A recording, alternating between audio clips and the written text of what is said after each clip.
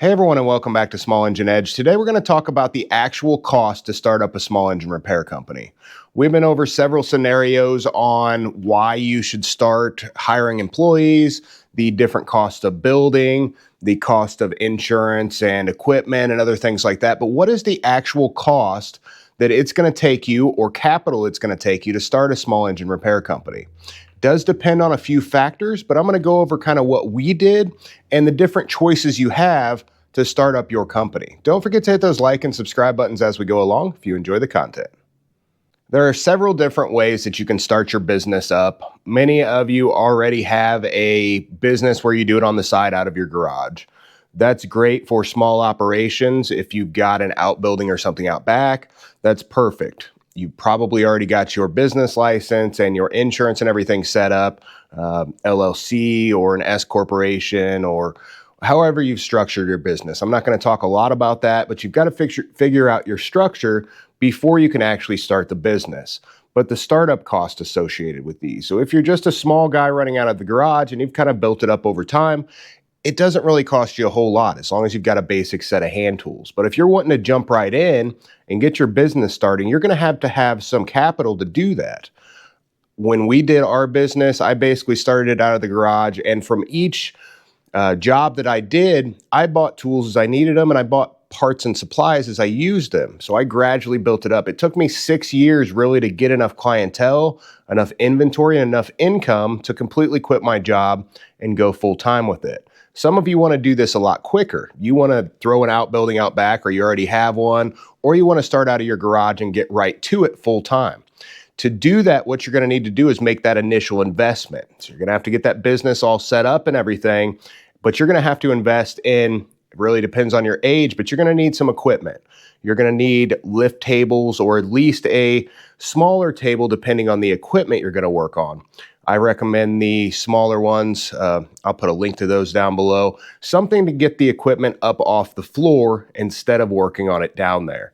Whether it's riding mowers or zero turns, you want those up, and that equipment's going to save you a lot of time. We've done videos on lift tables.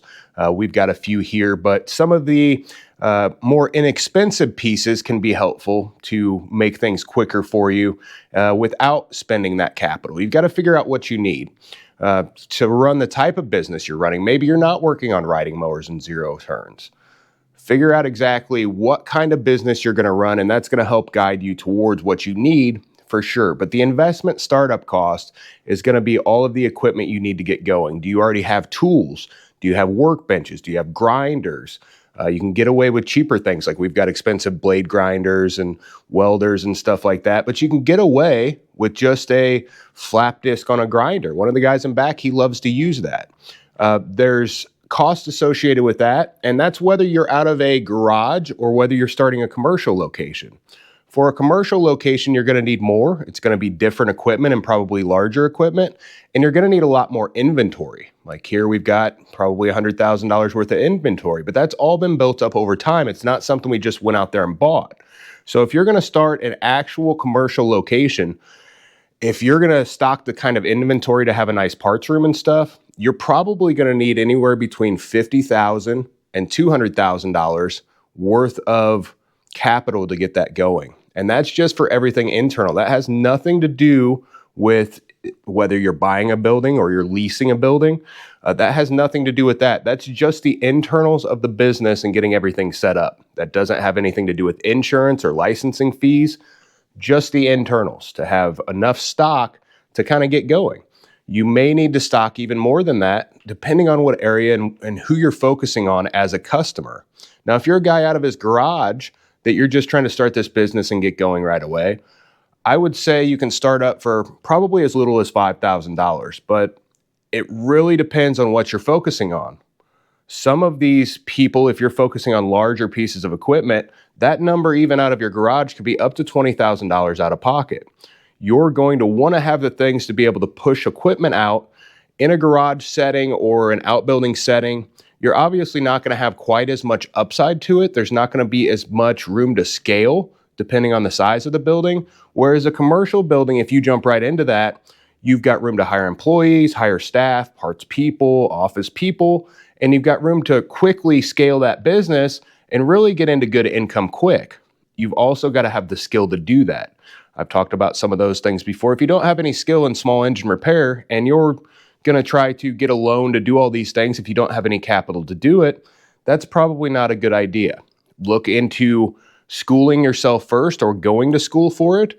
And no matter whether you're a guy out of his garage or a commercial guy, you've really got to focus on figuring out the numbers of things. If you don't know anything about finance and about money, you've got to learn that, because if you don't know anything about money, you're not going to go far in any business you do. You've got to know margins. You've got to know your markups. If you don't know those, if you don't know what your actual profit per piece is and what you should be charging for things, you're not going to know how much money you're losing or making. If you don't know that, money just gets drained from everywhere and you don't know where you're losing it. That was one of my main problems early when I branched out and I started hiring people. I didn't realize how much money I was actually losing by branching into all these different places. I just saw the money coming in. I didn't pay much attention to all those expenses that were associated with it. Workers' comp and vacations and giving people raises and bonuses, and it all factors in. Next thing you know, you're broke. You've got to really pay attention to those things and know your numbers, know finances, and know your small engine repair skills before you try to do this. The cost will vary widely, again, depending on what you're doing, but I'd say at the very least, you need a $5,000 investment, even if you're a guy out of his garage, if you're going to go full time. That's for some of the different equipment you need. We've got videos on a lot of that. You can take a look, see exactly kind of the tools and stuff you need on the lower end. If you want a premium shop, sure, go to Snap-on or Matco and buy you $20,000 worth of tools. That's great. I'm not that guy, never have been. But if that's what you want to do, you can do it, but you will have to pay for those things. And the interest that you're going to pay on that is going to hurt your bottom line a lot. Is it something where you want to start lean and build as you grow? If it is, it's something where you got to invest back into the company. And if you're not doing that, your company's not going to grow at the rate that you've expected. When we started, essentially from year 1 to 10, I invested every last dollar that I didn't need to survive back into the business. And that's because I knew that that money would ultimately make me more money. And that's what I was looking for. I was looking to build something. I wasn't just looking to suck all the cash out of it. If you continue to invest in the company, got a video about that too, is investing those dollars back into things that'll make you more, then it will continue to grow at a rate faster than you've ever expected. That money will compound and it'll keep snowballing, that snowball effect. You do have to have enough capital though. Don't put everything into the equipment and into the build out of the space that you don't have anything to make sure you have enough to fall back on those slow times. If you slow down at all or don't have income, you've got to have some sort of reserves for that. If you don't put all of the investment right into the company there, or don't branch out, or maybe don't get as big of a space. The commercial people, if you're going and jumping into a commercial building, that upside is huge though. If you're in the right market where there's a big need for that, or there's a big void where people are not doing a good job or fulfilling that need, that's going to be huge for you. As most of you know, we're getting ready to move outside of Clarksville, so we will chronicle our journey as far as the purchase of whatever we ultimately decide that we're going to buy. We will purchase a place. I don't think we're going to lease it, or at least that's not the plan unless we can't find something in our price range. We've found a couple things that were kind of iffy so far.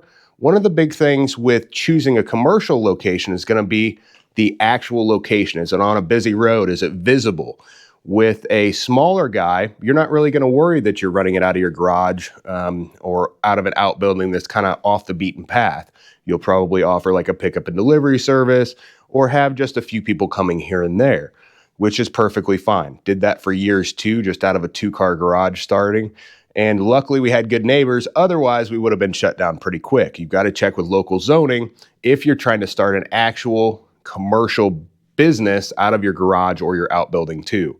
People will shut you down and all that investment you made quickly goes out the window.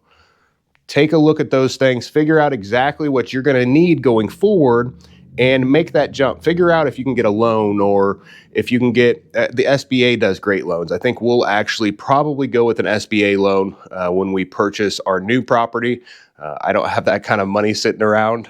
This business is doing great, but jumping out into a new one in a whole new state without income right off the top is going to be difficult. So we need to save a little bit of money to do that. Hopefully, this has helped you out if you're looking at expanding or starting a small engine repair business, whether it's going to be out of your garage or a commercial location. Don't forget to hit those like and subscribe buttons. Thank you for watching and have a great rest of your day.